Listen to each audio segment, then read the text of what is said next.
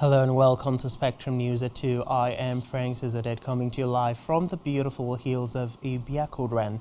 Let's take a look at the headlines. Federal government sinks more funds into power generation despite low performance. As it says, 1.6 trillion naira yearly foreign tuition is enough to fix Nigerian varsities. Plus, U.S. President Biden to deliver speech on Ukraine's fight against Russia. Details of these stories and more in a moment.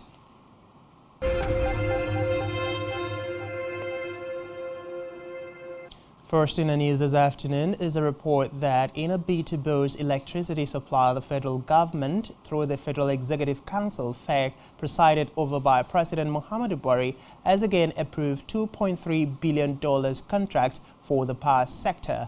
Minister of Power Abubakar Aliyu, while briefing State House correspondents, said all three memos presented by his ministry scaled through, adding that the approvals were for the purchase of major electricity transmission equipment. According to him, the cost of the project, which includes procurement of power transformers and construction of 260-kilometer transmission line in Kebbi State, will cost 21.7 billion naira. He also disclosed that the council approved a contract of 853.25 million naira to engage consultants that will prepare the concessioning of Ajaokuta Steel Plant and National Iron Ore Complex, Itape, in Kogi State to prospective bidders, amongst others. In another development, the Nigerian Labour Congress is asking the federal government to address issues that led to ongoing strike by the Academic Staff Union of Universities, ASU, and other unions in tertiary institutions.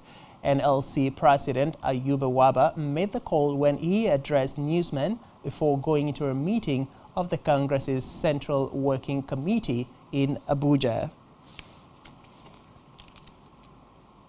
Meanwhile, federal government has confirmed committing the sum of 5.9 billion naira on training, tooling, and monthly stipends for the Batch C beneficiaries of the N-Power program in Kano State. Minister of Humanitarian Affairs, Disasters Management and Social Development, Sadia Umar Farouk, made the disclosure at the closing ceremony of not less than 177 youths who benefited from the government's training on smartphone repairs and services under the N-Skills program, a component of the N-Power program in Kano State. Farouk, who was represented by the Special Assistant to the President on N-Skills, Dr. Nasir Mahmood, disclosed that about 16,629 youths are currently benefiting from the program under Batch C in the state, noting that about 18,042 had already benefited in the Batch A and B of the program. Farouk, however, warned the N-Skilled beneficiaries against selling their starter packs, which were handed over to them after the program, adding that it was well conceived to rescue them from unemployment and transform them into employers of labor. In education, Academic Staff Union of Universities, ASU, has said that the 1.6 trillion naira paid annually as tuition by Nigerians in foreign school is huge enough to fix the problems of the nation's university system. ASU also disagreed with Labour and Employment Minister Chris Ngige's claim that he had done what many could not do to forestall strikes by the university teachers. The union made the statement after a meeting attended by presidents and general secretaries of all affiliate unions of the Nigerian Labour Congress (NLC) convened to deliberate on the state of education, among other issues. Meanwhile, a civil society organization, Brain Builders Youth Development Initiative, has called on the government at all levels to take more measures to improve security within and around schools, especially schools in isolated and vulnerable areas where attackers could get away easily. Executive Director of the organization, Olusegun Abidin, made the call in Ilorin while speaking at a forum to commemorate the 2022 Global Action Week for Education. According to him, the governments need to provide safe and accessible learning environments for children in emergency situations and ensure that teachers are protected and adequately trained and remunerated. On legislative matters, the Senate has amended the Terrorism Prevention Act 2013 by prohibiting payment of ransom to kidnappers in Nigeria. This comes as relatives and friends of the passengers abducted about 30 days ago on the Abuja-Kaduna-bound train said they were still traumatized by the incident and plan to negotiate with the terrorists to ransom their kidnapped relatives. Recall that the terrorists recently posted videos and pictures of those in their custody while calling for ransom from the government. Meanwhile, the Senate has mourned those killed in an explosion at the site of an illegal refinery in Abezi community in Ohagi, Ebema local government area of Imo State. Lawmakers in the Senate reached the decision following a point of order raised by the member representing Imo West Senatorial District, Roches Okorocha, during the plenary on Wednesday in Abuja. Okorocha, while replying on Order 42 of the Senate Standing Order 2022 as amended, informed his colleagues during plenary that the incident, which occurred last Friday, reportedly led to the death of 110 people. The lawmaker called on the federal government to consider legislation to provide for local technology for artisanal and modular refineries, considering the gap in Nigeria's refining capacity. Reports say members of the Senate observed a minute's silence to mourn the victims of the explosion in Imo State. To the judiciary now, where Federal High Court in Abuja has ordered that a contempt charge motion against 5 senior advocates of Nigeria involved in the $418 million judgment debt suit be served on them through courier services. Justice Inyang Ekor issued the order for substituted service following an ex parte motion by Emeka Okoro, counsel for the applicants who are 15th and 16th respondents in the suit. On electoral matters, Independent National Electoral Commission (INEC) has revealed that voter education and enlightenment about elections is an essential ingredient for a free, fair and credible election. Osun State INEC Resident Electoral Commissioner Professor Abdul Ghani Olayinka, who made this known at the Voter Education Implementation Workshop in Osogbo, condemned that act of vote buying and selling will not be condoned by INEC. The Osun INEC board stated that the Commission has powers to arrest and prosecute any individual found within the polling station engaging in vote buying and selling. Meanwhile, INEC Director for Voter Education and Publicity Ayodele Victor has said voter education and enlightenment were critical to mobilization and effective participation of voters ahead of next year's election. Yesterday said they will not resign their membership of the Federal Executive Council (FEC). Speaking with newsmen after the Federal Executive Council (FEC) meeting at the Presidential Villa Abuja, Ngige, who denied knowledge of the directives that aspirants should resign ahead of the May 30th presidential primary, said he has not received any instruction to resign from the ruling All Progressives Congress (APC).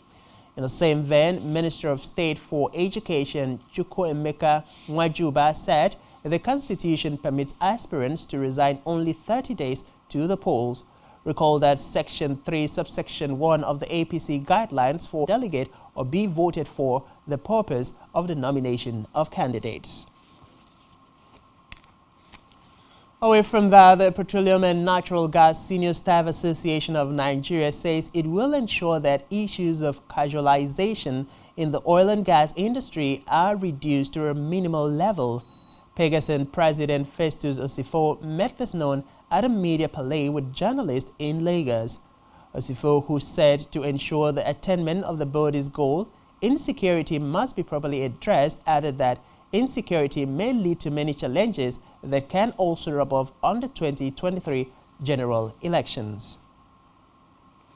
Nigeria to return to its oil spill impacted sites at Ikarama in the Yenagua local government area of Bayelsa State and carry out proper cleanup and remediation of the community's environment.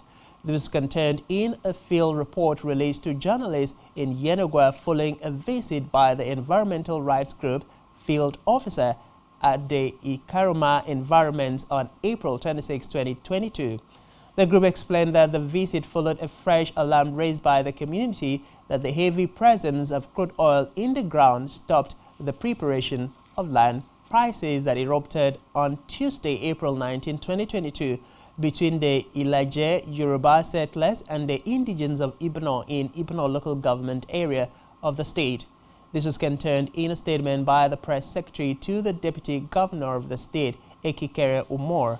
According to the statement, the development was announced by the deputy governor Moses Ekpo Inuyo after meeting with the chairman of the Ibno local government area, High Chief William Mpa, the representative of the paramount ruler of Ibno, Okudenyang Inyang, the village heads of the 3 villages and leaders of Ibno alongside the Ilaje fishermen, according to the crisis. In Africa, the Economic Community of West African States, ECOWAS, says Burkina Faso and Guinea, where the military has seized power by force, have asked their West African neighbors for more time to come up with a timetable for the transition. This comes after the expiration of the Monday 25th April ultimatum. Burkina Faso, through government spokesman Lionel Bilgo, said it did not intend to shorten the 3-year transition period before civilians returned to power. ECOWAS announced that it would send missions to the 2 countries before a forthcoming summit of heads of state at unspecified dates.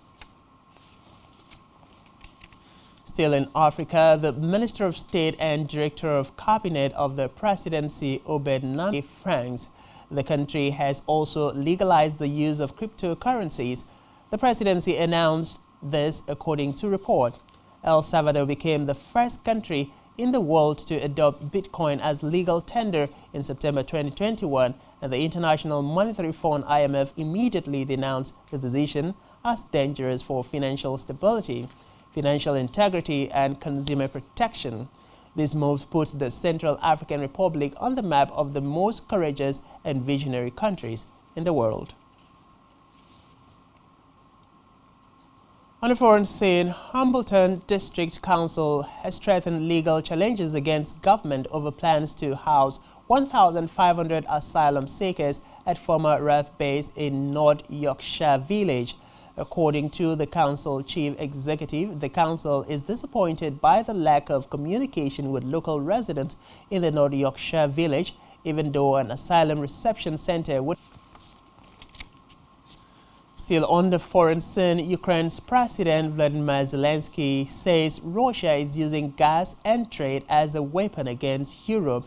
His comment comes after Russia's state-run energy firm Gazprom cut gas supplies to Poland and Bulgaria while accusing Russia of using forces to disperse a rally in occupied Kherson. The EU calls the move blackmail, while Poland says Russia is trying to divide Ukraine's allies. Meanwhile, U.S. President Joe Biden is set to address Ukraine's fight against Russia days after his administration sent 2 top-ranking officials to Ukraine against Russia's brutal war.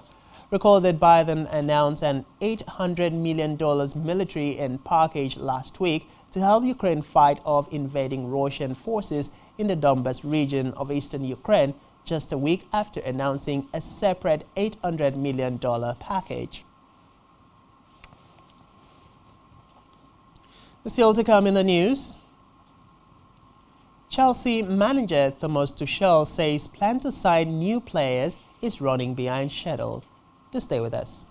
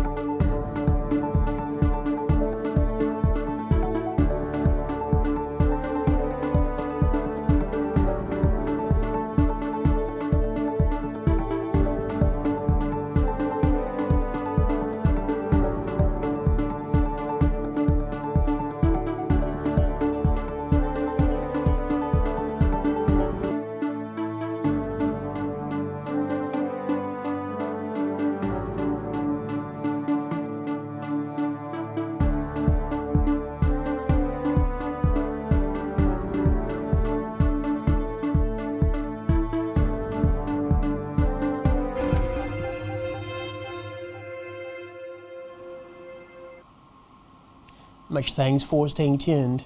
On a business news, Federal Executive Council has approved the engagement of transaction advisors for consultancy services for the concession of Ajaokuta Steel Company Limited and the National Iron Ore Mining Complex in Itakwe, Kogi State.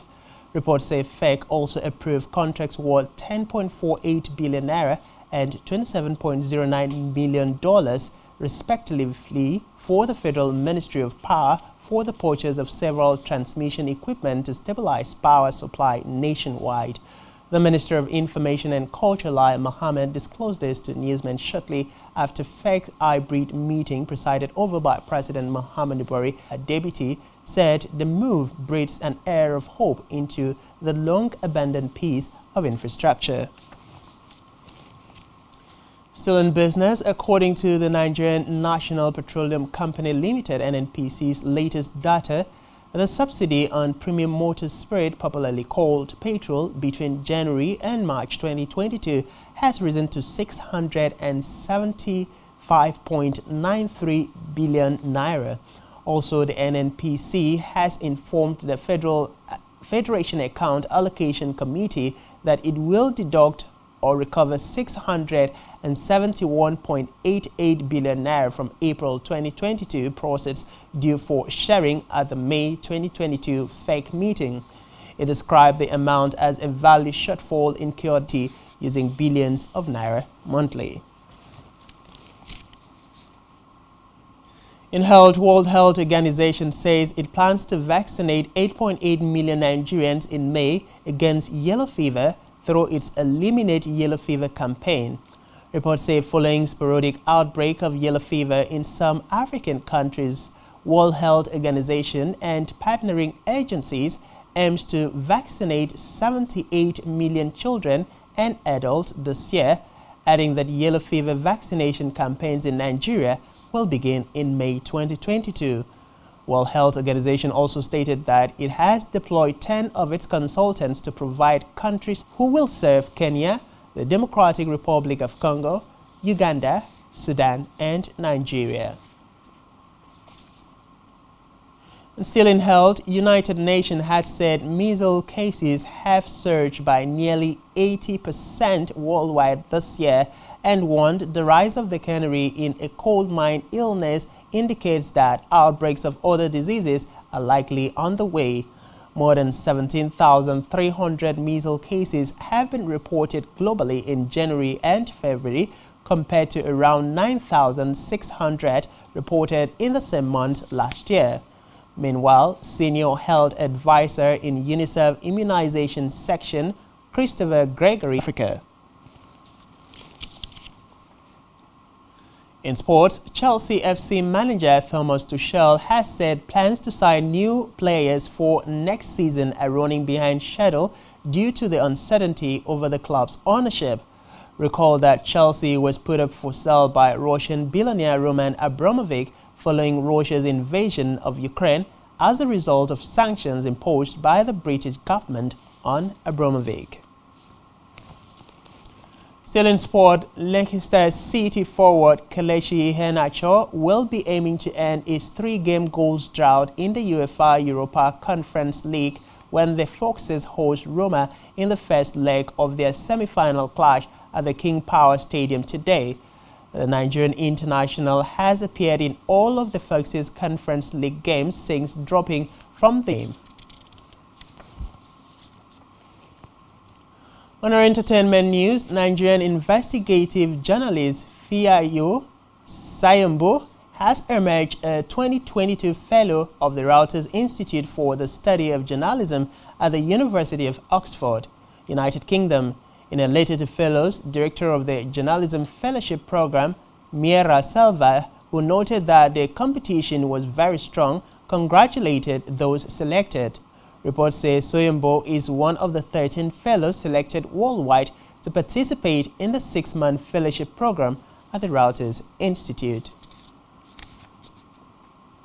And that's all we have for you at this time. Do ensure to follow us on social media and subscribe to our YouTube channel, all of which you can find on our website, SpectrumTv.ng. You've been watching Spectrum News at 2. I am Frank Cizadet. to have a good afternoon.